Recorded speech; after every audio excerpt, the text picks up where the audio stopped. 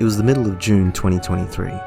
Rain drizzled from the sky and the people poured from homes, buildings, and busy cafes into the streets. It was summertime in Paris.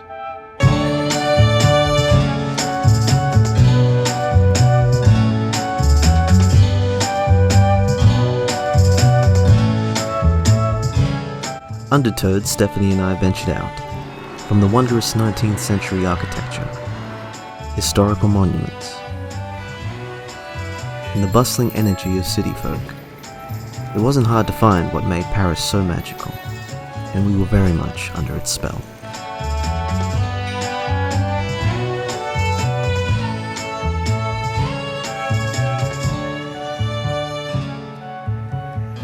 Our first stop was the Eiffel Tower, a 1,000-foot tall icon that stands proudly in the heart of Paris. Built for the 1889 World's Fair, it served as an important asset during World War II by intercepting radio transmissions from Berlin. Today it remains a significant landmark, representing France's industrial and technological expertise. As if this wasn't impressive, after a short trip across La Rivière Seine, we found ourselves standing before the Arc de Triomphe, a monument built in the early 19th century, honoring those who fought and died during the French Revolution.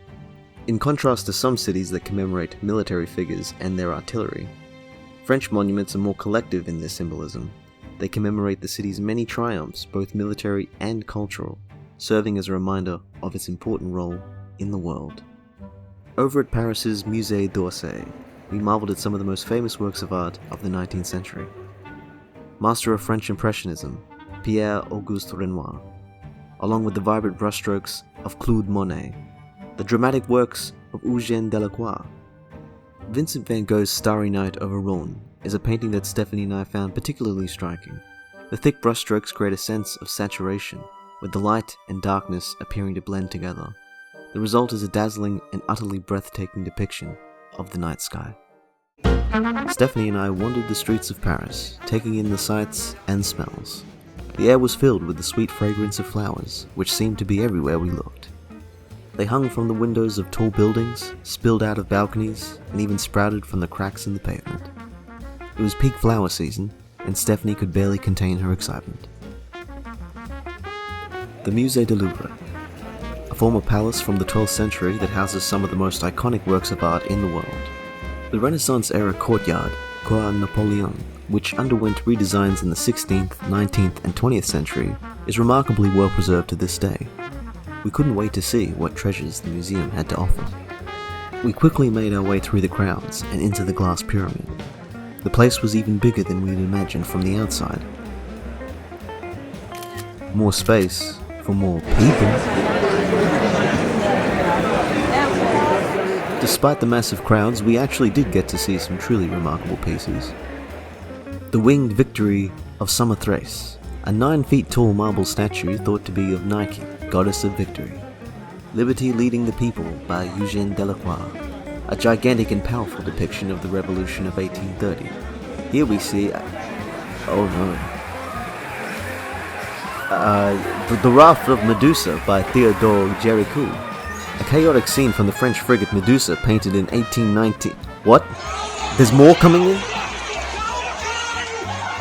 Raphael's Transfiguration, commissioned by Pope... Oh, Jesus, there's more coming in through the back door. Sandro Botticelli's... Hey! You let them in here! This is a museum! This is art! Fleeing the Musée du Louvre, we decided it was time to adopt a more leisurely pace. We reveled in the beauty of the great outdoors and basked in the warm embrace of the summer sun. As nightfall descended, we found ourselves at one of Paris's charming cafes, sipping on a cold beer. It was during this serene moment when Stephanie's gaze shifted to my right, and there, like a radiant star, the Eiffel Tower gleamed. However, the awareness that our time in the City of Love was drawing to a close lingered, and with heavy hearts, we continued our journey the following day. Traveling south from Paris, our journey led us through a picturesque route that unveiled the charm of several of France's captivating cities. Limoges greeted us with its timeless charm. Cobblestone streets, intricate ironwork balconies, and centuries-old facades painted in a vivid picture of history and the beauty of France's architectural past. Next, our journey took us to Bordeaux, renowned for its breathtaking landscapes and some of the world's most exceptional wines. In the heart of the city, we gazed in awe at the monument to the Girondins. This remarkable monument graced the skyline with its towering column, crowned by a majestic statue of Liberty. At its base, 4 fountains symbolize the 4 rivers of Bordeaux. The fountain's touch of fantasy is a delightful sight, with mythological figures holding tridents, riding horses, and surrounded by cherubs and underwater creatures. It adds to France's rich cultural history, drawing on timeless myths and legends that have shaped its art and heritage. It was missing one legend, however. My excitement had reached a mighty crescendo as I knew that we were nearing our destination. We had reached the shores of Cap Ferret for a day of sun and surf. After all, as I had mentioned, this was in our nature as Australians. Our toes sank into the warm sand of Plage du Grand Croûte, known for its powerful waves and beautiful landscape.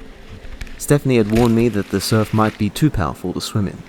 It was no match, however, for the power of my enthusiasm. I stood toe-to-toe with Poseidon himself. I held my stance defiantly, only to have my pride shattered upon the relentless might of the ocean's force. I was left humbled, but was able to retreat with grace and dignity.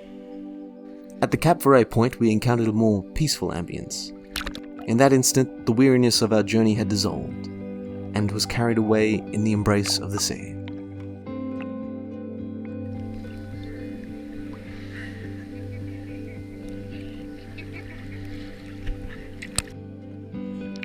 I took a moment to reflect on the beginning of our journey.